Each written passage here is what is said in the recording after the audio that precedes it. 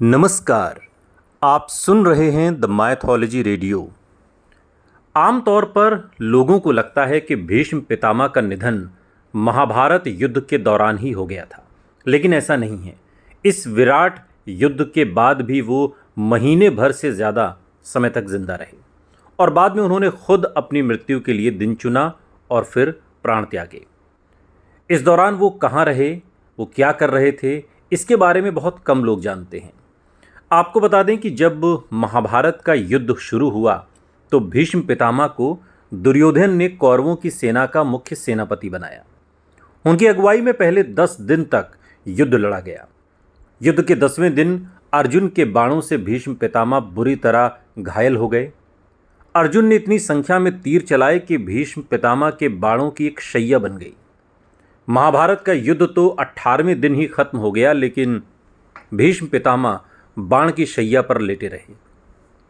इस दौरान कौरव और पांडव ही नहीं बल्कि ऋषि मुनि भी उनसे मिलने के लिए आते रहे। उनसे मिलने आने वालों में महर्षि नारद भी थे, जो अक्सर उनके पास आया करते थे।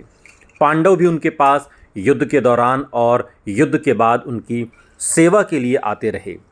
इस तरह हम कह सकते हैं कि भीष्म पितामह वो महान योद्धा थे जिनकी मृत्यु महाभारत में नहीं हुई। महाभारत के युद्ध में भी वो अर्जुन के बाणों से घायल होकर बाणों की शैया पर लेटे रहे। अगर उनकी एक प्रतिज्ञा बीच में नहीं आती। उन्होंने प्रतिज्ञा की थी कि युद्ध के मैदान में वो किसी स्त्री के खिलाफ युद्ध नहीं करेंगे, और इस वजह से जब शिखंडी युद्ध में उनकी ओर बढ़े तो भीष्म पितामह ने अपने अस्त्र शस्त्र सब त्याग दिए, निहत्थे हो गए, और तब अर्जुन ने उनके ऊपर तीरों की बारिश शुरू कर दी। भीष्म पितामह को गंगापुत्र और देवव्रत के नाम से भी जाना जाता है। उन्होंने अपने पिता की खुशी के लिए अपने सिंहासन पर आसीन होने के अपने जन्मसिद्ध अधिकार को त्याग दिया, साथ ही आजीवन ब्रह्मचर्य का व्रत लिया। तभी उनके पिता शांतनु का विवाह सत्यवती से हो सका। उनकी इस प्रतिज्ञा के लिए उन्हें भीष्म बना दिया गया। पिता शांतनु ने उन्हें जब तक चाहें तब तक जीने का वरदान दिया। लिहाजा जब महाभारत के युद्ध में भीष्म पितामह बुरी तरह घायल होकर बाणों की शैया पर लेटे, तब भी उन्होंने अपने प्राण नहीं त्यागे। उसके लिए शुभ दिन का इंतजार किया। उन्होंने बाणों की शैया पर 58 रातें बिताई, यानी महाभारत का युद्ध खत्म होने के 50वें दिन उन्होंने इच्छा के अनुसार शरीर त्यागा।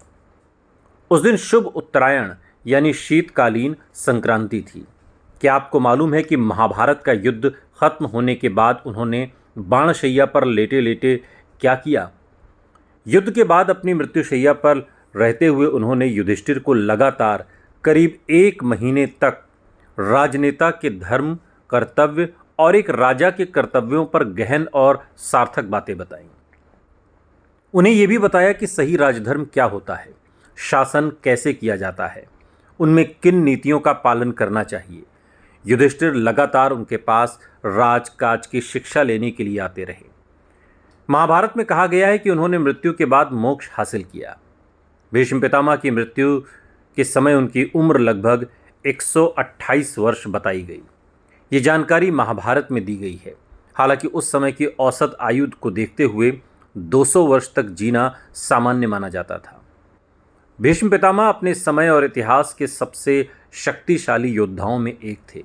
करीब 5 पीढ़ियों के होने के बावजूद भीष्म पितामह इतने शक्तिशाली थे कि उस समय कोई भी जीवित योद्धा उन्हें हरा नहीं सकता था।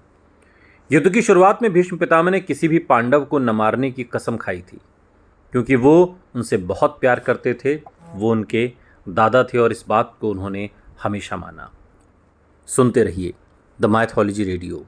सुनता है सारा इंडिया।